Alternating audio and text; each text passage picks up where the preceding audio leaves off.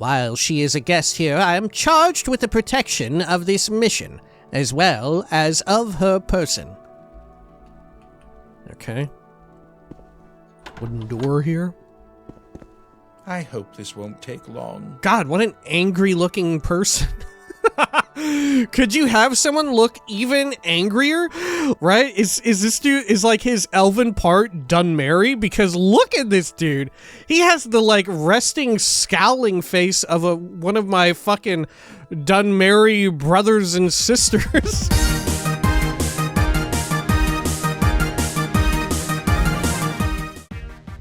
When we had last left the Nerevarine, their adventures with the East Empire Company had to take a bit of a delay, a bit of a detour, as they had finally combobulated and calibrated the super ore detection device. But it would take about a week to resolve things with Lasanda and the company and the Redoran guardsmen and the Redoran folks who had bought the mine and trying to lay out the scam. They were trying to scam them. They were trying to fleece them for moolah. But like I said, it would take about a week. So they screwed off and did some other things, like looking at the havoc they had wreaked upon the Ebon Tower itself. The Weirgate focus lens was gone at their hands, and a whole bunch of demons were pouring out. Pretty bad stuff. Anyway, it was also time to look around inside the Old Ebonheart big old buildings and see what people had to say, because it was time to pass a week. This is the Elder Scrolls 3 Morrowind Tamriel Rebuilt. This is Morrowind Mondays. Welcome back. There we are. Oh, and also, you digging this? You digging this wild looking hat? God, I'm like a little fucking... See, you see the, like, for the mask or whatever, the ventilation at the front, I think of like a little like gerbil or like a pissed off hamster or something, you know? Some little like rodent marsupial like creature with big old gnashing teeth, like a raticate. Folks, if you are a Pokemon master, not unlike a raticate. All right, let's see. Let's get on out of here. And apologies as well. Bit of a shorter one for this week due to the holidays. They are here. They're upon us, and goodness, it's, as per usual, a busy time. All right. So, I think we go through some of these different areas in full form. I believe some folks also wrote in, and you know what? It's convinced me that it's time. It's time to go through and have a chat with everybody. Let's see. Should we begin? How should we, like, systematically do this? I think maybe we just go into ones and we leave a little, Emperor, like, King, and treat out front, right at the bottom of the door, just as, like, a marker. Just a little something something. Like, for instance, how about... I don't know, I'll use some repair pronks here real fast. What do I have that I could leave? I guess I could leave a lantern. There we go. Okay. As a sign that I've been inside of the High Rock mission. Alright. Who knows? We may be going to High Rock in the near future. Well, okay, I'm the near future. In a few years' time. Who can say? To be quick about this. Or perhaps Hammerfell. Let's see. Nice egg. Caramantine voix. Ooh, God. Jeez, you've snooted at me. Hello, Dark Elf. Please let me know if you require anything during your visit to our mission. Can I admire you up? Thanks for sniffing me. Okay, what about you? Magnacar Paracel. Oh, welcome to the High Rock mission. Respect the Imperial law within these walls as you would outside, and we will have no problem. Background? I am Magnacar Paracel, warrior and retainer to Lady Nobel. While she is a guest here, I am charged with the protection of this mission, as well as of her person. Okay. Wooden door here. I hope this won't take long. God, what an angry looking person. Could you have someone look even angrier? And listen, this is coming from somebody who, like, mainline plays Dunmerry characters who, like, look at this dude. Is this guy, like, Breton half Dunmer? Right? Is this dude, is, like, his elven part Dunmerry? Because look at this dude. He has the, like, resting, scowling face of one of my fucking Dunmerry brothers and sisters. Look at this dude. Man. Better not make a mess around here, or I'll be the one cleaning it up. Background? Clovo Blackhand is the name, and I'm a, butler. You're a butler? Mm-hmm. Okay. What's this about? Donovan Mesor. I love their names. I love how much the names are just leaning into it. Good day, Lyle Schnub. Welcome to the High Rock mission. Have you come with questions about High Rock, or do you wish only to enjoy a taste of fine Breton hospitality? Tell me about the High Rock mission. High Rock, my home, is a green and rainy land, far from these ashen shores. The Rock is not one realm, but multitudes. We Bretons are characterized by our differences, though our people war more often among ourselves than with outsiders. Our institutions are renowned the world over for their resilience through troubled times. Okay, tell me more about Bretons. Asking 50 Bretons about our people is likely to get you 100 answers. Generally, though, our people can be classified by 5 rough cultural geographical identities: Bayard, Boulard, Montagnard, Norman, and Ostern. I'd be happy to tell you about any or all of them. Shit, why not? Is this information that we would have otherwise learned in Daggerfell? Or Daggerfall? Let's see. Bayard. Tell me about all of them.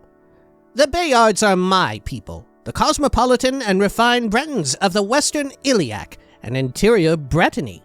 We are a culture of high honor, knights and bards, lords and ladies, heroes and saints. Hey, we have all that. Alright? Chill. We got all that here in Morrowind. And more. Ours is the best known of High Rock's cultures, and all Bretons are often incorrectly assumed to share our gift for society manners. Bayard culture is characterized by our respect for rightful authority, from the highest halls of the heavens to the lowliest peasant village. All beings and things have a place. How about Boulard? Boullards are quarrelsome folk, And mind you, this is all coming from someone who is Bayard in and of themselves, right? So, their opinions are colored by that, I presume. Boullards are quarrelsome folk, descendants of the Low Men, who once lived on the fringes of the ancient Direni hegemony, in the Empire's strongholds around the river Bulsay. Through many centuries of trade and war, the river folk have forged a culture of artisans, scholars, and knights, whose humble heritage is today as much a badge of honor as any crown. To the self-made Boullards, war is the business of power, and business is very good. My goodness. I'm assuming that because High Rock and Bretons mimic so much like what would you call it, like generic or traditional fantasy? I would guess that a lot of this is mimicking like real life situations with the United Kingdom, with like England, Wales, Ireland, Scotland, the works, sorry, I'm sorry for forgetting any, for not listing off your specific one. I'm sorry, I don't know them all. I'm American. Don't get me. I don't know anything. I don't know. Do you know about fucking Arkansas? Come on. All right, let's see. Montagnard. Montagnards are the people of High Rocks. What? The mountain dwellers of the Rothgarian and Kuralian ranges. They are the most insular Bretons, and the least accustomed to contact with the wider world.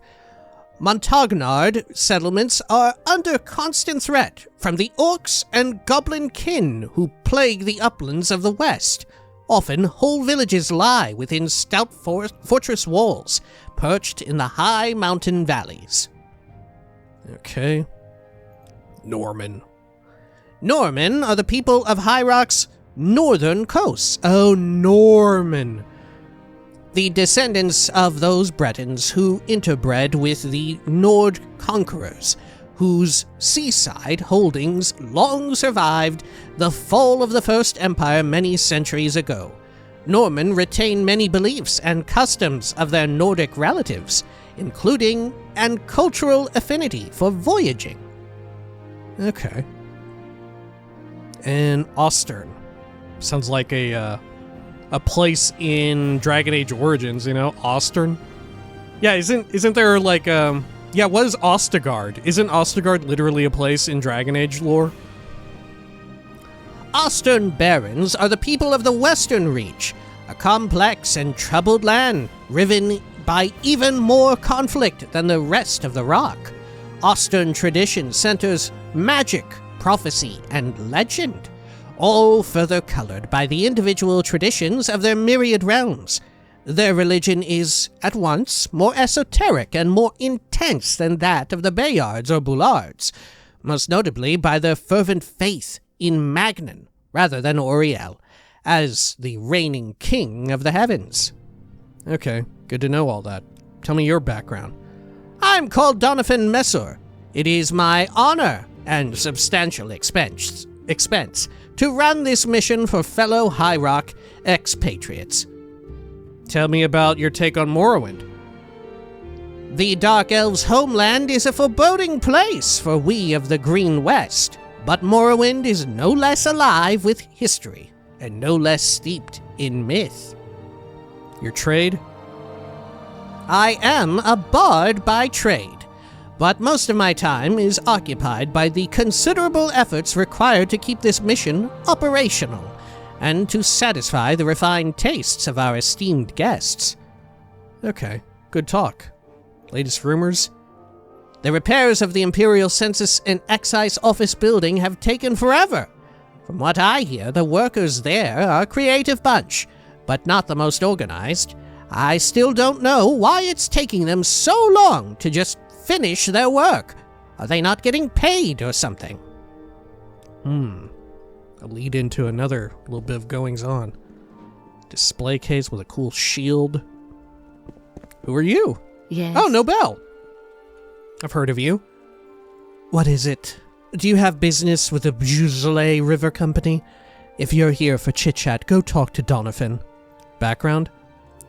I'm Lady Nobel Jedouin of Wayrest. I'm a noble by the custom of my city, but my business is trade, not the follies of courtly spectacle. As I am presently unwelcome at the court of Queen Elisana, this eastern refuge has become my seat of business, thanks to the generosity of King Hlalu Helseth. Okay. Tell me about... Tell me about Elisana. Since the miracle of peace, the Queen of the Bullard has styled herself Queen of the Bullard and Iliac. Elisana's ambitions are boundless, and I suspect she has many eyes in Morrowind. Okay, what is the miracle of peace? Right.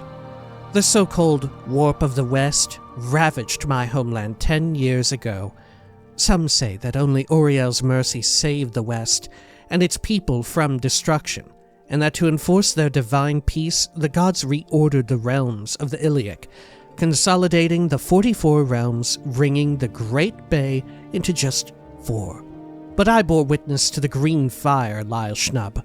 Whatever caused the warp in the West, it wasn't the gods.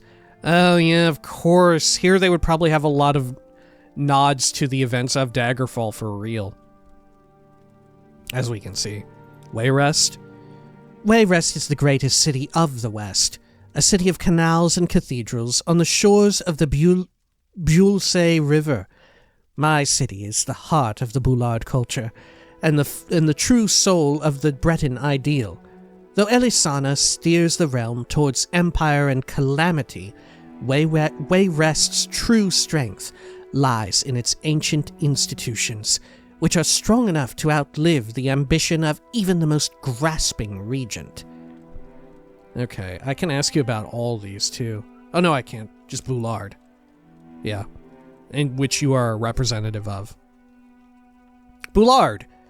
We are the Bretons of the Bullseye River, the great trade artery of the Northwest. Our merchants are renowned the world over, and our scholars are known from Winterhold to Lilandril.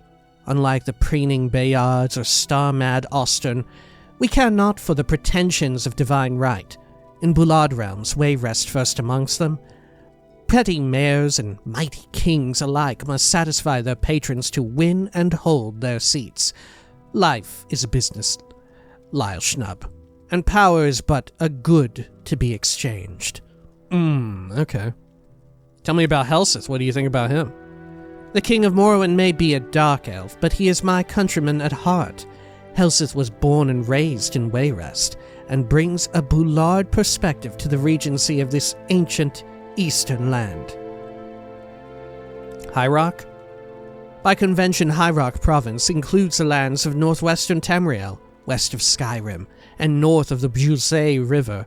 The wars of the Imperial Simulacrum and the Warp in the West have blurred these lines, as warlords and regents alike squabble for lands across 3 provinces.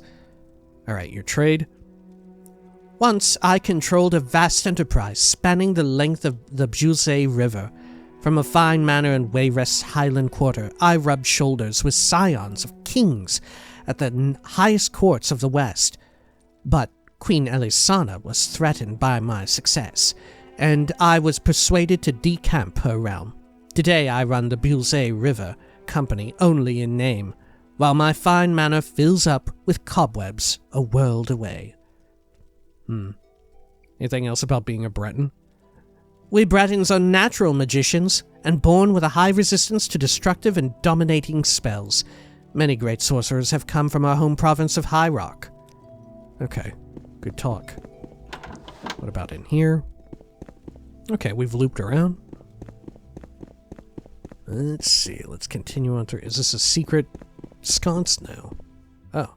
Lucana Sagramore. Oh, can I get through?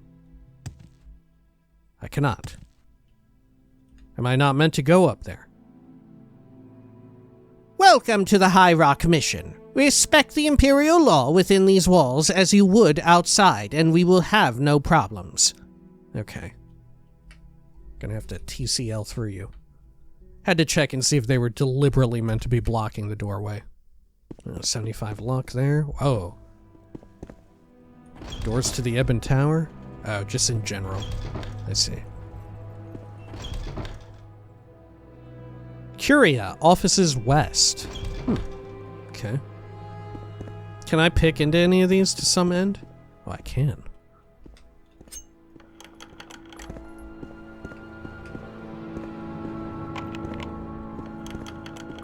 Oh.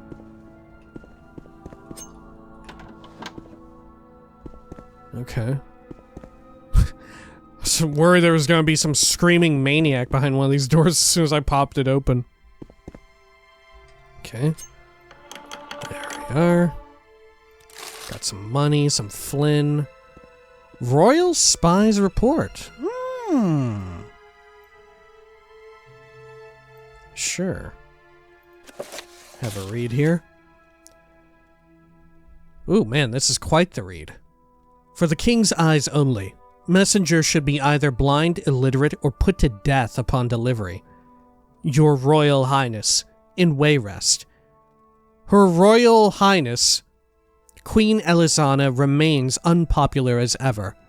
In the streets of Wayrest, the rabble call the Queen an orc face and a foolish witch, and they think back with great fondness to the good old days when the wolf banner flew alongside the 3 roses above the towers and walls of the city. The people long for your return, my king. Our spies within the household of Castle Wayrest tell that HRH Queen Elisana is growing increasingly paranoid. She's recently hired a new taster of noble birth out of fear that her would-be poisoners could use a poison that only affected aristocrats. What a thing to say. Okay.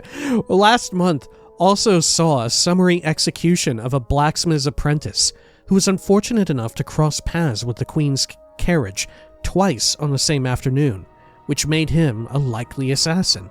We are requesting permission to fuel the Queen's paranoia with a few strategically misplaced daggers. Oh, I get it. Daggerfall. That's why they call it Daggerfall, of course. It all makes sense now. In First Hold, a conversation between Her Royal Highness Queen Morgaya and an unidentified party was successfully eavesdropped in the palace ice gardens by our spy.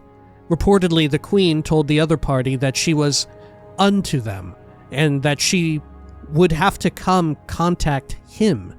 She then went on to declare in an exaggeratedly loud voice that any spy listening in the conversation whilst writing their report make sure to spell them with a capital T and spell him as Manimarco, the King of Worms. Oh shit.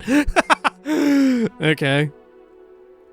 Our spy concludes his report by saying that he believes his cover has been blown and requests immediate assistance. And indeed, we haven't heard of him since. We believe that he has resorted to the invisibility potion we supplied him with and have already made the necessary arrangements to find a replacement. Long live the king! Oh my god. Okay. Cool. Anything else here? Drawers. Drawers filled with drawers! What will they think of next? Anything else? These are like very Breton-styled equipment, huh? Oh, look, a fun hat. How fun is this hat? Is this like super fun hat? Oh shit. Okay, I'm gonna wear it for now. Look at this. How many... Welcome to Tamriel Rebuilt. How many cool fucking hats can you find? Alley-you. Fortify luck 15 points, drain willpower 10 points. It doesn't do much of anything. The Madness of Pelagius. Okay. Let's go on in here. Nobody home. Scroll of Insight, Scroll of Invis, Fall of the Usurper. Anything here? Oh, shoot, a whole bunch of valuables. Alright, I'm gonna leave them for the time being. Some steel sabers. Yeah, of course. Or a saber and a rapier. What have we got? Grand Soul Gem, Greater, Rolled Papers. Vintage Brandy, Cure Common Disease Potion. Yeah, I guess you need to have some of those around here. Helseth hosts Argonian Emissary. It's a short read. The Ebonheart Bellsman. Especially since we're probably going to go over to the Argonian missionary, or mission. But I think this is different. An emissary may not be at the mission. Helseth hosts Argonian Emissary. Following rising tensions in the Arnesian border regions, High King Hlalu Helseth hosted the Argonian emissary to Morrowind, Kilea, at a state banquet at the Royal Palace of Mournhold.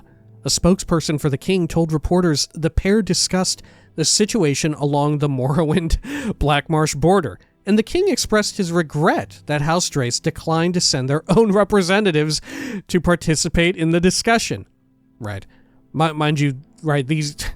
I guess if you're just listening along, House Drace are the ones most closely associated with enslaving the Argonians on that very border, right? And warring with them, warring and enslaving them. The Arnesian jungle remains a hotbed for conflict, as Argonian irregulars continue to raid Dark Elf caravans. It seems unlikely that the cycle of violence will die down anytime soon, as resentment about territory lost some 30 years ago still festers among the local Arconian tribes, and the Dark Elves continue to uphold the barbaric practice of slavery. Yep. Okay. Very fascinating that this, like, what a culture shock, you know? How telling that we're an Old Ebonheart by them publishing in the news, right? In the paper, saying that the Dark Elves are upholding the barbaric practice of slavery. You wouldn't get this kind of rhetoric on Vardenfell. Okay.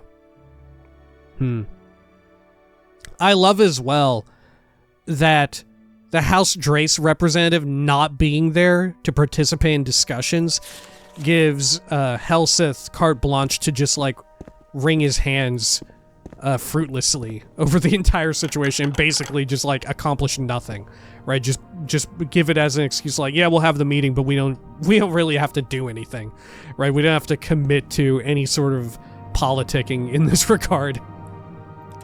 Just lay it at the feet of House Drace. Huh, an onion. Talon's heritage wine in a bowl. I'll eat an onion. Okay, chest of drawers. Some fine art. Cure poison. Oh, this one's locked. More clothing. Sure. Alright. Anything else around here? Let's head on up. What's this about? Todd Brevale. Or Toddy. You aren't one of those nasty Ashlanders, are you? Of course not. My family thought I should see the world, but I wasn't expecting to get chased out of a village back to the High Rock mission. Let's leave it at that. I thought you would have a quest for me. You have some cheese and bread. Yeah, I think they also have a lot of, like, Francophone influence. You know? Whoa, look at all this. Okay. Some notably, visibly, like, lesser chambers. But also more heavily armed. Welcome. Please don't be shy. Okay. I'm listening. Thing up here, cool shield. Oh, that's an orcish one. Right. Oh shit, the Orsinium mission is up here. They share a building? Oh man, do they share a building with them? They don't have their own entry point. Hang on. Yeah, can you only get to the Orsinium mission through the High Rock one? Oh my god, I think so.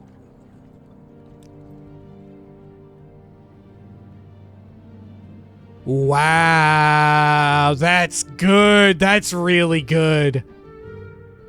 If that's the case, that's wild. That is so wild. Okay. Wow, yeah, I think it's the case unless I'm missing it. Holy shit. That is some juicy stuff. I like that. Okay.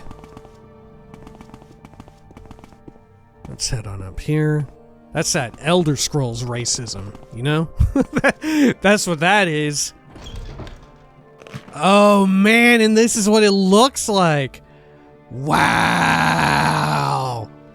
Okay. What's up with you, Garabuk? Leave before I make you leave. What if I love you? Oh god, okay. What if I love you so much I give you money? Okay, wow, holy shit. Background? I'm an orc. That's all you need to know. Alright, fair enough. Anything else here? Yeah, wow, this is environmental storytelling, baby. An orc chest. Look at that. Is that the, like, Oblivion-style lock pad? Nah, I don't think so. I almost thought that was. It had the, like, lock-picking minigame of Oblivion. Ungoroth, or Ungorth. Orc Drum. Reachman Shaker. More orc chests, Kagudi hides, Guar hides, bristleback leather.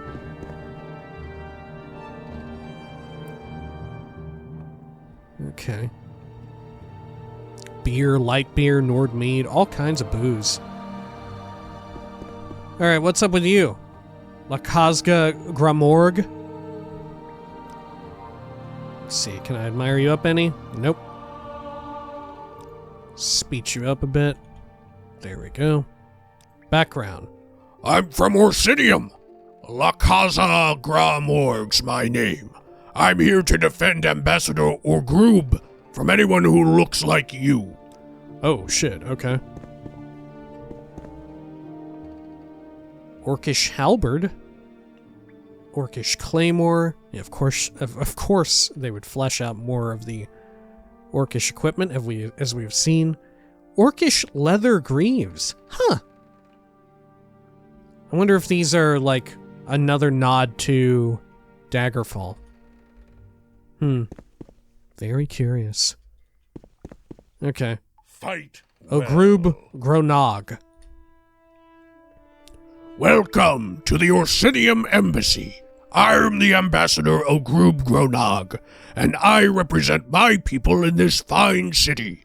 Perhaps I might regale you with my latest trials and tribulations regarding contact with my people here, if you've got time to chat. Alright, sure. As you might know, there are many different tribes of orcs. Centuries without a province to call home spread our people to the far reaches of Tamriel, where many of these tribes began anew. Some of these tribes settled here in Morrowind. You may have met them on your travels. The most elusive, however, are the Malak orcs. Tell me about them. The Malak orcs live in a secluded kingdom in the Velothi Mountains to the west, on the Cyrodiil border. They call it Marak Bazul. Now, a Malak orc isn't an orc like me. No, a Malak orc is taller, stronger, and much more savage.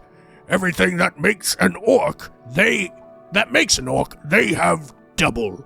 We've tried reaching out to form an alliance in the past, but none of our emissaries have come back with all the limbs they left with. If you're going out that way and you meet them, I'd love to hear about it. Really? They live in secluded kingdoms in the Velothi Mountains to the west. Is that implemented yet? I bet it's not, right? I bet this is alluding to stuff to come in the future. That's fascinating. Okay.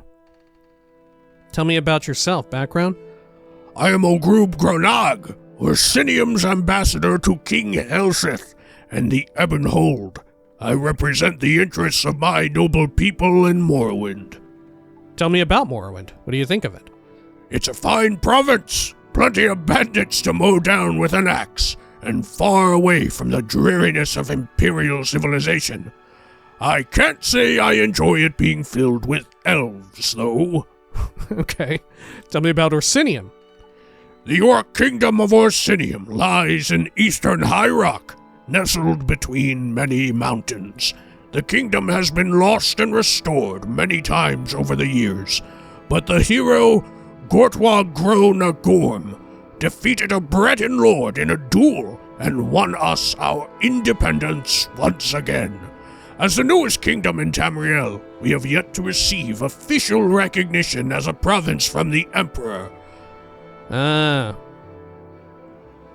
me about your hero, Gortwag Gronagorm. The Lord of Orsinium and chieftain of the Manat Orc tribe.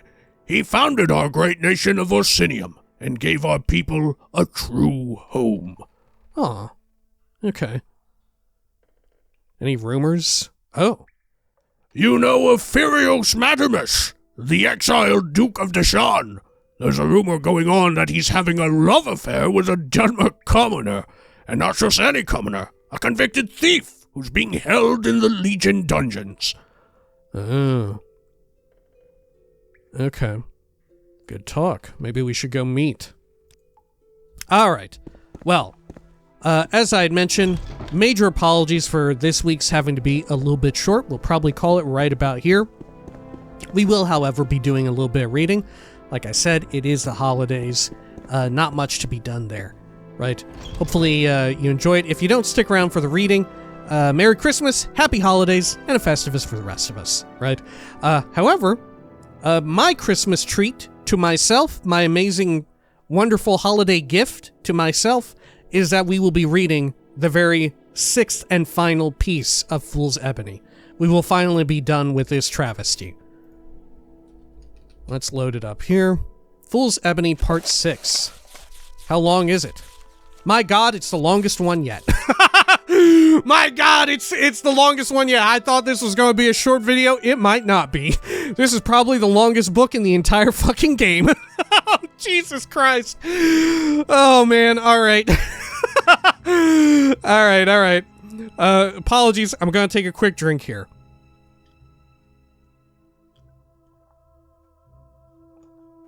All right. Sorry about that. Let me put down my check mark too. But how could I forget that that's it? That's the end of it all. Fool's Ebony by Frinchaps, part the 6th. It didn't say 6th. Daggerfall and environs in the doldrums of the Third Era. Scene 1, in the adventurer's suite at the Dead Daedra Inn. Enter Prologue, the adventurer and Ortho. Ortho climbs into bed. Prologue. Thank you for allowing us the time to change the meager set, while our bards sang that favorite, Hail and Farewell. Now then, imagine, if you will, the luxuriant and languorous suite of that dark elven rogue, the adventurer, at the Dead Daedra Inn. The time is shortly after the last scene, which, if you've forgotten, ended with our hero and his partner in crime, Nephron, making some arrangements to swindle from the mages, priests, and armorers. All are interested in getting their hands on a load of Fool's Ebony, a miraculous burning mineral, and the priests and mages each consider the adventurer their ally. The armorers know better, and have assigned one of their apprentices, Ortho, to watch the adventurer's movements. Now, as Ortho slumbers, the adventurer has his first moment of peace in days. I should mention that, in the interest of common decency, this scene has been abbreviated from the original by order of the Guild of Playwrights, Actors, and Dramatists. It now contains little material of relevance. A full copy may be obtained from the playwright after the show for a mere 50 gold pieces copying fee. Now is the time for poor Prologue to shuffle away. Exit Prologue, the adventurer begins to get undressed. Tap tap at the door, adventurer jumps, startled. Snore from Ortho. Adventurer, who's there? I'm coming. Opens door carefully. Enter Contessa. Adventurer. Come in, please. The adventurer steps back, tripping over his trousers around his ankles. Contessa. So sorry to surprise you, but I thought that we might find something in common. Oh, you poor man, you have a wound. Here, let me fix that bandage. It looks very fresh. Fixing bandage properly this time. Well, I just opened it up again. Evening exercises, calisthenics, and so on. How did you get this cut, if you do not mind me asking? No, not at all. I was in a fight earlier. These 3 crazy people jumped me. Really? This cloth looks like part of a mage's robe. Well, yes, 2 of them were mages. Oh my, you must have been very good to defeat them. Oh, well, I've been in 1 or 2 fights. Not to be rude, but who are you? Oh, I'm so sorry. I forgot the proper introductions. I am the Contessa of Vidspreed. Call me Ave, or Ave. Ave? From the court at Daggerfall. By Oblivion, what now? Here, help me off with this robe. These inn rooms are always so hot. Let me check. They're gonna fuck.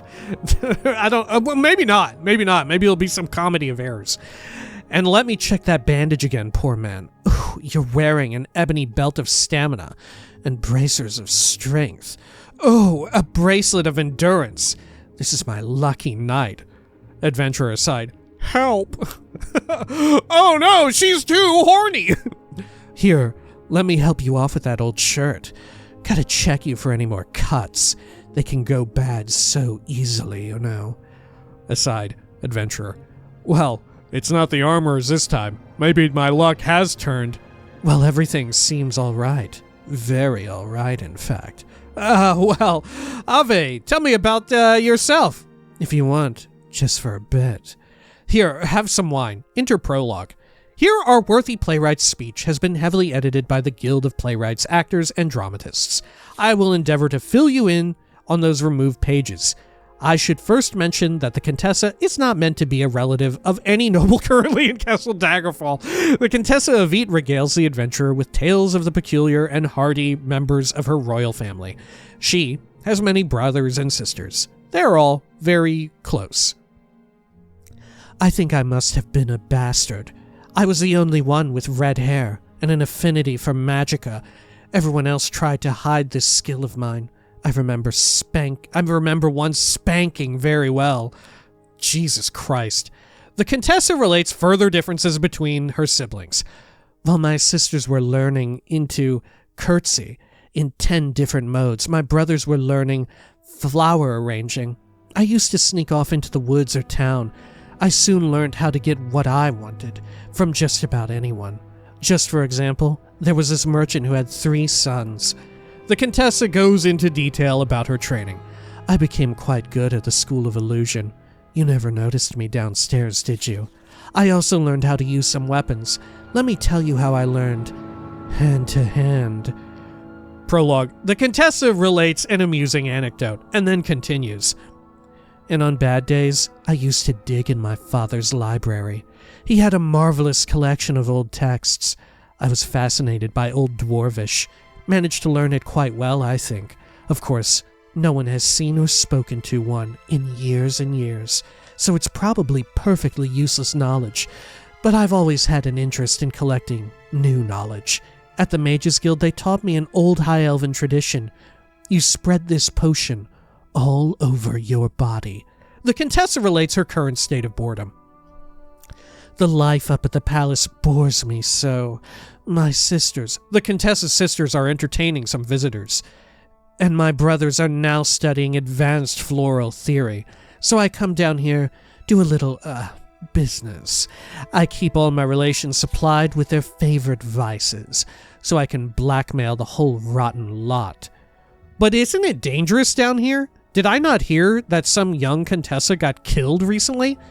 That little twit was my cousin, and as far as I'm concerned, she got what she deserved. She thought she could just borrow a maid's dress, muss up her hair, and pass for a commoner. She was spotted the first minute she left the palace gates. Now, I use illusion, craft, guile, and I carry weaponry. By the way, that was a neat scheme you and Neff cooked up. Well, let's change the subject, can we? Just, what do you carry? I can't see anything like a weapon. I mean... Here, let me show you. Oh my, those are nice knives. And there are more. Oh yes. But we don't need these silly, nasty weapons now, do we? My, now those are what I call weapons. Oh yes, heavy-duty, high-class ones too.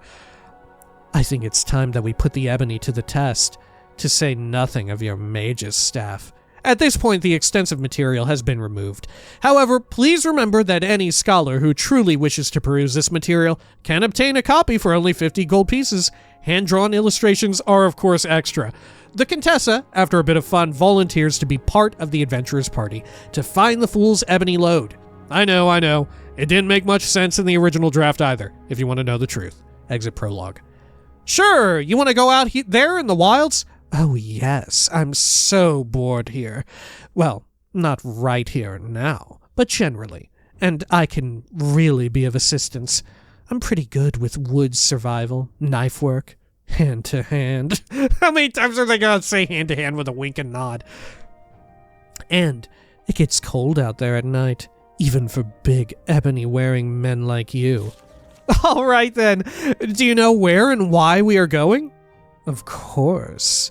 It's all over Daggerfall. Everyone is watching and waiting to see what happens. There's even a lottery or two running. On what? Oh, your life.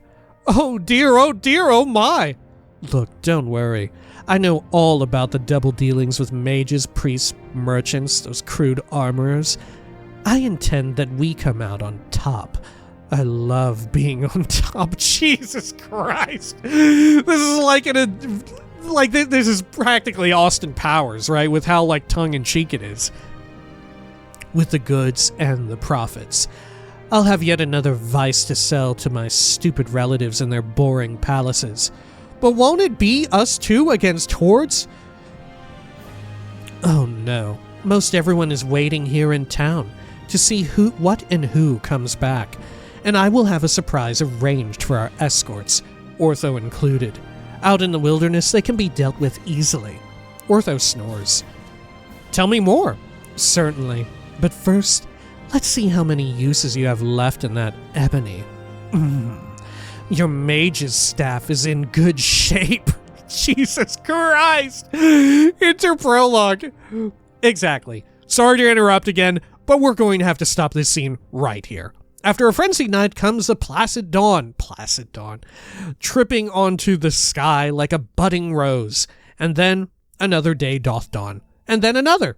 10 dawns and 10 frenzied nights pass as our wily adventurer, the wanton Contessa, the clever and naughty Nephron, the loutish Ortho, and an assemblage of randy armorers and backsliding maidens take to the road. Imagine now that we are in the wildy wilderness of High Rock, near the Rothgarian Mountains. Scene 2. Enter Nephron and assorted lads and lasses. Exit prologue. I do so love a bucolic frolic. It's getting pretty wild now. I guess the dangerous part is coming up tomorrow? Yes, one last stop tonight. At that old inn up here. Minnie's Inn. Minnie's Inn? Oh, those two old scholars who gave it all up, came to run the inn out here. They must get all of 2 customers a year. I think they like the solitude. It gives them time to study. They know a lot about old dwarvish stuff. Get them started on that, they will wear your ears out. When does your surprise happen? I should probably know. Don't fret, dear. At the end tonight, just sit back and enjoy the show. Interprologue. Time passes and the cart rolls. Things happen in the backs of the carts, and there are strange furtive movements unnoticed by all on the high ridges around. When next we see our players, they are at Minnie's Inn, home of Minnie and Crun, the philosopher innkeeps, imagine, if you will, the rather dusty dining room of Minnie's Inn. Enter Minnie, Crun, and Guernsey. Exit prologue. Guernsey goes to Orthos's table with more ale for him. She sits down suddenly. She stares into Orthos's eyes. Orthos stares into hers, mouths open. Crun? Yes, Minnie? I was thinking. Yes, you were thinking, Minnie. Thinking. Yes, so was I. Can't remember now. Yes, Minnie. Minnie. Yes? Shut up. I hate this. Guernsey and Ortho together. Moo. Ooh. Moo. Adventurer. Moo? See, adventurer, Ortho's fixed. Is he? You just watch.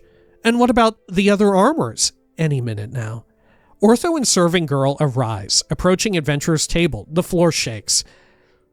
This Guernsey! Ortho love Guernsey! Oh! Guernsey love Ortho! Moo! What the fuck is going on? Are they cows? We go get married! We is! Well, congratulations. And that was a fine long speech, Ortho. We go raise piggies. Grow animals too. Farmers be we. Exit Ortho and Guernsey. Extraordinary, Ave. I think that you must have been up here before. Oh yes, I often come up here to get away from the palace and talk dwarves with Minnie and Crun. You mean that these two ancient, scholar innkeeps can actually talk and about dwarves? All but adventurer Contessa, Minnie, and Crun fall asleep in their meat pies. Oh yes, you must just be very patient. But look over at our other escorts. By the lady? Minnie was an alchemist before she met Crun, and she knows a lot of old, forgotten, dwarvish potions. But what do we do with their bodies? Wait. Enter Major. Adventurer, meet Major Bloodknock, head of my own private little bodyguard. He's been with me since I was a mere girl. Served me very well, haven't you, Major? We give our all, milady. Pleased to meet you. Pleased to meet you, Major. How are my other men? Other men? Enter other men in Khajiit suits. Oh my god. All present and accounted for, milady. Had a spot of bother with what looked like a party of merchants following you. But they are out of the picture now, only down in a ravine. Only one thing. Excuse me. Yes? Me and my men, we've been noticing sort of furtive movements up on the cliffs, on ridges. Always just out of the corners of our eyes. And when we keep getting this feeling of being watched.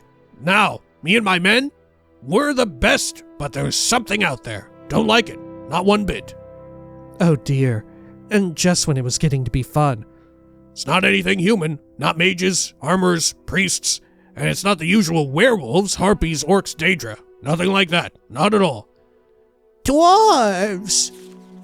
Where? Oh, many. You mean up there? Here? Dwarves up there! How exciting. There, Crun, calm down. Just dwarves. I knew that one day they would wake up, come back. But I didn't go anywhere. The dwarves, Crun. Oh, back. So excited. Dwarves. Oh. Well, Major, is it possible? Anything's possible, especially up here. Dwarves? I don't know. Me and my men, we'll get rid of this lot. There's a good deep mine shaft out back. Exit all but the adventurer and Contessa. Dwarves, Ave. Is that trouble? I mean, they sort of own all the ebony down here, don't they? Maybe. I guess we just have to push on, see what develops. I can try to talk to them, maybe. Oh, an adventurer, you'll have to drive the first cart. I'll take old Nephron's. We'll leave the other here. Spares for later. What? No more bucolic frolics? Sorry, but we've got to get to the site and out again before the weather goes bad. Can't your major and his men handle the carts? Oh no. They will cover us from all sides and make certain there are no surprises. Well, all good things end, I guess. Not quite. If you have any charges left in your bracelets of endurance, we can go upstairs and see what develops. Interprologue. Well, I guess we all saw that coming. Scene 3 takes place sometime later at the site. Flanked by the Major's men, the adventurer and the wanton Contessa successfully follow the map of the dear departed mages. Imagine great veins of glistening ebony-esque material piercing the surface of the ground, and a nice warm fire of fool's ebony where the adventurer and the Contessa sprawl. To the west are signs that the weather is turning, and the first major snowstorm of the year is coming. For some time, they've been mining, and the adventurer is beginning to feel the strain of actual labor. Exit prologue, scene 3. I've got blisters on my hands from shoveling that black rot, blisters on my rear from that cart bench, and we're running out of ale. My bracelet is running down and my fingers are getting frostbite. What? Your bracelet is running down? Oh, now that is serious. Enter Major running. Dwarves, my lady, dwarves! Dozens of the little buggers caught my men. I'm sorry, my lady. The Contessa jumps to her feet. Major, get out of here now. If you get away, you can maybe help us later. I'll try to talk to them. Exit Major, enter dwarves. Oh my god, Contessa. Dwarves together.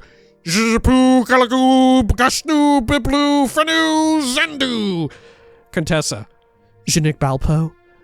Gablu! Waziku Epapu! Glooky, glooky, glooky. Ave, what's going on? Relax. I think I've impressed them by talking their language. I don't understand everything, but it seems that they have just been woken up or something. And that they will not let us take any of this fool's ebony. It's somehow related to the real stuff or something. And it really belongs to the Lords of Oblivion. The dwarves are just care or something. Very interesting. Now what about us? I made a deal with them, the only way I could see. I told them we're gonna fuck them. You and me, adventurer, we're both gonna fuck the dwarves out of here. I told them about Minnie and Krun, how those two old ones know lots of dwarven tales and legends. The dwarves tells me that, having just woken up or something, they want 3 things: ale, women, and us to leave the fool's ebony alone. Ah, flog my log. Well, I told them about all the ale down at Minnie's Inn, and about the 2 redheads there. They're going there, leaving right now. We may take 1 empty cart, 2 horses, and they will keep us guarded all the way there. They also said that they will, I don't know how, destroy all the fool's ebony here. It shouldn't be on the surface like this, they say. Aside, Dwarvish is a remarkably compact language. By the great roaring buttocks of Sheogorath, all these blisters and backache for nothing. Ah well, at least we're still alive. For now. Exit. Enter prologue. Farnu lickety canoe gadflew. Oh, I'm terribly sorry. As scene 4 begins, we are back at Minnie's Inn, where the dwarves appear to be on holiday. Enter the adventurer, the wanton Contessa, Minnie, Krun, and the dwarves. Exit prologue, scene 4. Minnie. Sisik spanu? Glurky. Glurky. Dwarves together. Jacha pachka lazo lani, jupi hoopi, kima amat et kanem mim. Ave, any ideas? I can't seem to work my magical items, and when the ale runs out... Your ebony material is useless against them. Dwarves fashion the ebony, so I guess they can suppress it or something. Don't worry, just think. These dwarves have been asleep or something for hundreds of years, and Minnie has a huge stock of ale. Not many customers come this way, and she knows how to salt the ale just right to keep from spoiling for decades. Oh, that's why my tongue always looks like a chunk of leather after a pint or 2. Dwarves apparently love ale. I expect them all to pass out in an hour or so. Dwarves fall into comas, if not sooner. Come on, adventurer, grab a sack and start collecting. When the dwarves wake up, they'll finish the ale and then us. The wanton Contessa and adventurer pillage the dwarves. South as fast as our horses will take us in this weather. If we make up enough distance before they wake up, we'll be all right. I don't think that they will leave their precious mountains. I hope not. Enter prologue. The wailing wintry wind whirls wickedly. Wafts, why are we doing this now? Wafts whipping, wading, waist high. Oh, never mind. The adventurer and Contessa get lost in the snowstorm. Several days later, we find them desperate for warmth and exhausted. Exit prologue. The horses have had it. They can't go another step and it's going to snow again. No ale left and just 1 loaf. It will have to do. Suddenly a party of giants leaps on our hero and heroine, but after some quick work with bracers of firestorm, really dead giants lie around in heaps. Anything left, Ave? No more fire anything, just my daggers. Same here, just a common short sword. Curse Sheogorath for those dwarves. Those oafs chewed up our horses. Do you think the Major made it out? If anyone can, it's him. Guess we'll find out in town. Interesting thought just occurred to me. Don't giants hunt in several groups? Is that more I hear? Sound of grumbling and gargling off stage. Yes, there are more giants out there. Quick, Ave, help me with this one. The adventurer starts to disembowel a giant's body. What on Tamriel are you doing? This is not the time for studying anatomy. Don't argue, climb inside. They're doing a Star War. Poppy Dash and Baldercock. Inside that smelly dead giant, my dead adventurer, I'm a lady. It's our only hope. The giant's smell will hide our scent, and live giants never touch dead ones. Quick! The adventurer and Contessa climb inside the steaming giant's body. Here, help me pull the skin shut and try not to throw up. Don't make a sound. Enter prologue. A few hours pass. Exit prologue. The adventurer and the wanted Contessa poke their heads out of the giant's belly. They've all left, but it's snowing hard. Definitely getting real cold. We better stay here. It indeed is. Are they going to fuck inside of the giant? It indeed is warm. It will keep us warm, safe from the storm and giants for a day or so if we can stand the smell. Here, want some bread? The Contessa falls victim to nausea. Enter prologue. For this, the last scene of the play, please forgive us, but we need to change the set. remove the giant corpses, and whatnot. Please be patient while our bard performs a timeless classic, Whither Goest Thou? Bard plays Whither Goest Thou. If the scenarists take too long, he also plays for further consideration. Prologue. Here we are, back at the Dead Daedra Inn. The Contessa and the adventurer made it after all. They had to pay 3 times the normal rate, for they were very dirty and stinky. Now, poor Prologue will bid you farewell, goodly people. Scene 6, my god. We're near the end, folks. This is me talking. Contessa, thank the gods for hot water and soap. I thought I would smell like a giant forever. Me too. Where did you go while I was bathing? And why no mages, priests, armorers, and merchants outside yelling for our blood? I took a quick trip to the palace. I fixed it so some cousins have told the armorers and merchants that we don't have cartloads of fool's ebony. Pity that that's actually true. But at least no one's interested in us anymore. It seems that some priest turned up dead in an old temple up on Edward's Mountain. They were found with some girl, all dead from bad green powder or something. And some old mages named Shub have gone missing. Now then, what did you stuff in those sacks that's so important? Here, dump them out. Take a look. By the gods, just look at that! Yes, those dwarves were loaded with ebony. Look. Rings, torques, bracers, belts, helmets, all solid old ebony. Adventurer. And this stuff feels just loaded with magicka. Why, I bet this ring alone has 1,000 uses, whatever it does. Oh, look. Bracers of extreme endurance and a belt of strength. Put them on, adventurer. Let's celebrate. Adventurer aside. Help! Enter epilogue. As I feared, all the loose threads of this play were ended by wholesale slaughter. More of the adventures of the adventurer will follow, unless, of course, they don't. We thank you for your tempered patience. Don't forget to tip your worthy wenches on your way out this evening. And enjoy our bard's rendition of the Khajiit classic, It's a Matter of Luck. Good night. Flourish. Exit. Omnis. Wow. Incredible. Yeah. It ended and none of it really mattered. It ended and none of the shit from before fucking mattered. None of it mattered, which I guess in some ways is kind of funny, and they did allude to it. This is maybe because of how abrupt and how it acknowledged how bad the rest of it was. This was maybe the funniest part of it, right? And I don't know, some of the stuff with the Contessa just being ridiculously horny is kind of comical in a way, but also at the same time, they do it a lot. It's not just one and done where it's like, yeah, she's so horny. It's just like, don't forget, she is so horny. She is so horny. The bracers of endurance, it's for fucking. The mage's staff, we're talking about fucking, right? It would work if it was like once or twice, maybe even 3 times, but there's like 50 plus pages of it.